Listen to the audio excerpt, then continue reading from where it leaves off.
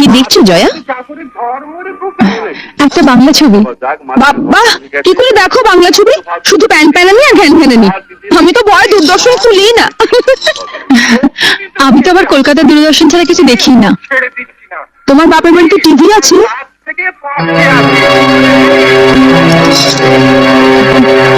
আছে, একটা ছোট ব্ল্যাক এন্ড হোয়াইট টিভি আছে। আসলে আমাদের কেবল কানেকশন নেই তো, তাই ওই কলকাতা দূরদর্শনের প্রোগ্রাম দেখতে দেখতে অভ্যস্ত হয়ে গেছি। এবার অভ্যেসটা বদলাও, ওটা বন্ধ করো আর কেবল টিভি দেখো। এখন আমরাও তো দেখবো। একটা দারুণ হিন্দি ছবি আছে। কি ছবি? হাম আপকে হ্যাঁ কৌন।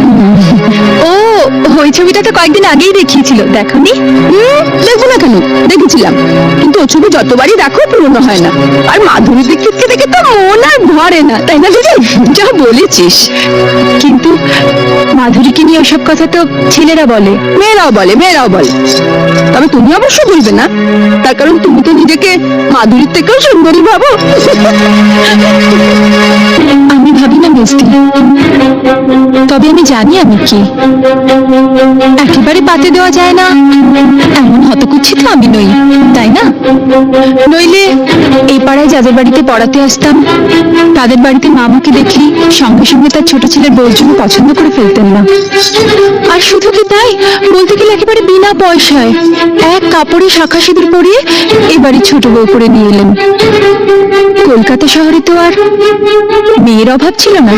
না, তা ছিল না, কিন্তু ছোট বিয়ের বয়স হয়ে গেছিল। অত সামান্য রোজগারের ছেলের জন্য কোনো অবস্থাপন্ন ঘরের ডানা কাটা পরি তো আর পাওয়া যাবে না, তাই তোমার সঙ্গে বিয়ে দিয়ে দিলেন। বর্দা মির্জার যখন বিয়ে হয়েছিল তখন তো ওনাদের রোজগার খুব ভালোই ছিল, তাই না? ওনারা কি ডানা কাটা পরি পেয়েছেন? আচ্ছা দিদি, কিছু মনে করো না। তোমাদের দেওরের যদি রোজগার ভালো হতো আর তার যদি বড়লোকের সুন্দরী মেয়ের সঙ্গে বিয়ে হতো, তাহলে তাহলে তোমাদের কি লাভ হতো বলো তো?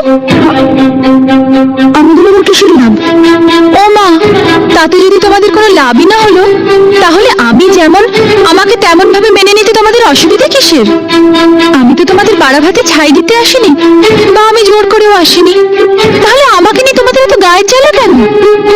বড় তোমার স্বামী যদি বেশি রোজগার করতো আর আমি বড় লোকের মেয়ে হতাম, তাহলে কিন্তু তোমাদের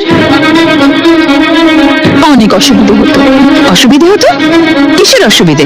তাহলে এই মুহূর্তে টিভিটা আমিই দেখতাম, আমার পছন্দ মতো দূরদর্শনের বাংলা ছবির চ্যানেল। আর তখন তোমাদেরও আমার সঙ্গে বসে বসে ওই বাংলা ছবির প্যান প্যানানি ঘ্যান ঘ্যানানি দেখতে হতো। কারণ তখন তো তোমরা আর বড় লোকের বউকে চটাতে পারতে না। তাই যা হয়েছে ভালোই হয়েছে,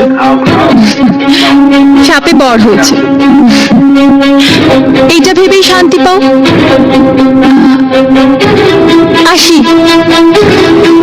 এখন তোমরা মন দিয়ে হাম আপকে হ্যাঁ কন দেখো।